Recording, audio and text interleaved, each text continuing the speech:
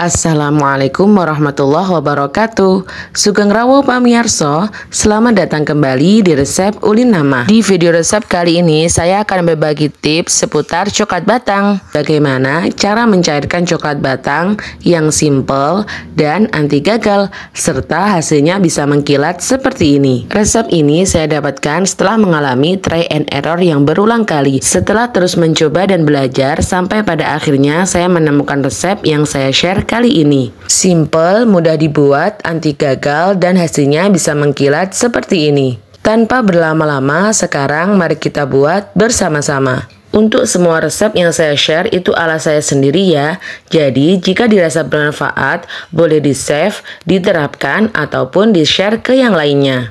Tips atau cara mencairkan coklat batang dengan mudah. Langkah pertama, potong-potong terlebih dahulu coklat batangnya. Selanjutnya dipotong kecil-kecil terlebih dahulu supaya memudahkan ketika mencairkannya nanti. Untuk merek coklatnya sendiri, kalian bisa gunakan merek apapun. Untuk variasi rasa coklatnya sendiri ada beraneka ragam macamnya. Ada coklat asli seperti ini, white coklat, green tea, ataupun variasi rasa yang lainnya. Dan untuk variasi coklat asli seperti ini, kalian boleh pilih merek apapun ya, atau yang lebih enak bisa kalian pilih merek Cholata. Akan tetapi harganya sedikit lebih mahal daripada merek yang ini. Seperti yang sudah saya katakan di depan tadi, untuk mencairkan coklat batang seperti ini, usahakan coklatnya dipotong kecil-kecil terlebih dahulu ya. Langkah selanjutnya, rebus air di atas api kompor, tetapi jangan sampai mendidih ya, cukup sampai ada letupan kecil di atas permukaan air. Selanjutnya, matikan api kompor, lalu letakkan wadah stainless di atas air yang panas tadi. Kemudian, masukkan coklat batang yang sudah dipotong kecil-kecil tadi ya.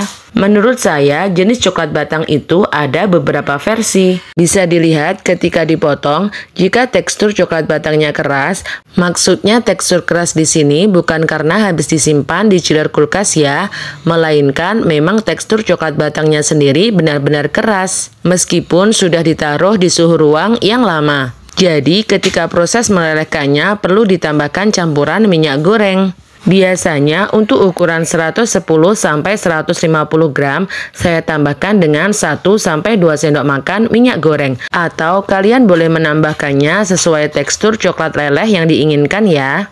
Jika coklat batang yang dilelehkan itu nanti digunakan untuk lapisan luar, maka hasilnya bisa cantik, mengkilap, mengeras, dan tidak cepat lembek meskipun ditaruh di suhu ruang yang lama.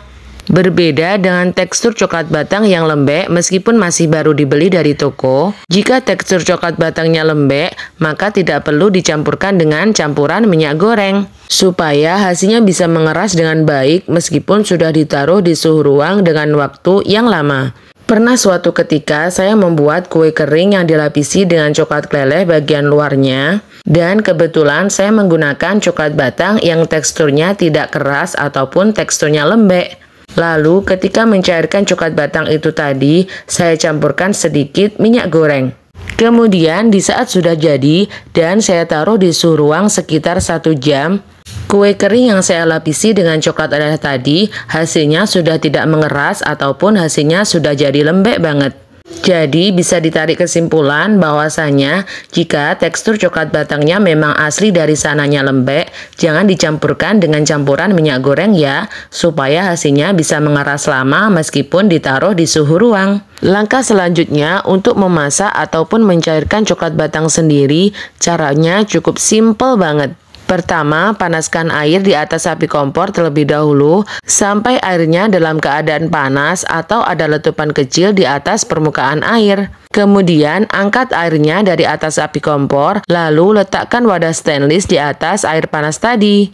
Untuk wadah stainlessnya, usahakan ukurannya lebih besar daripada panci yang digunakan untuk merebus air panas tadi, atau ukurannya sama dengan panci yang digunakan untuk merebus air panas. Jangan sampai wadah stainlessnya ukurannya lebih kecil daripada panci yang digunakan untuk merebus air panas. Fungsinya untuk meminimalisir atau menghindari jika adanya percikan air panas yang masuk ke dalam wadah stainless yang berisi coklat batang.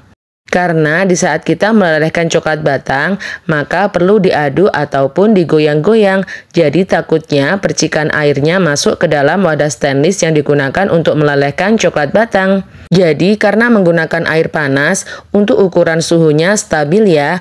Berbeda jika dimasak di atas api kompor meskipun ukuran api kompornya paling kecil. Kalau menurut saya, jika melelehkan coklat batang menggunakan api kompor, meskipun api kompornya ukuran paling kecil, menurut saya suhunya akan bertingkat ataupun berbeda ya. Pertama, suhunya biasa saja, kemudian panas, panas, panas, dan lama-kelamaan akan lebih panas lagi. Jika suhu panasnya semakin tinggi, maka akan merusak coklat yang dilelehkan tadi. Berbeda jika melelehkan coklat batang hanya menggunakan air panas saja. Jika nanti air panasnya lama-kelamaan akan menjadi dingin, sedangkan kondisi coklat batangnya membeku, maka tinggal dipanaskan lagi air panasnya. Dengan cara seperti itu tidak akan merusak kondisi coklat batang yang sudah dilelehkan. Dan untuk rasa dari beraneka ragam coklat batang ini berbagai macam ya. Ada yang bilang untuk jenis coklat batang yang dark compound atau dark coklat itu kalorinya kecil.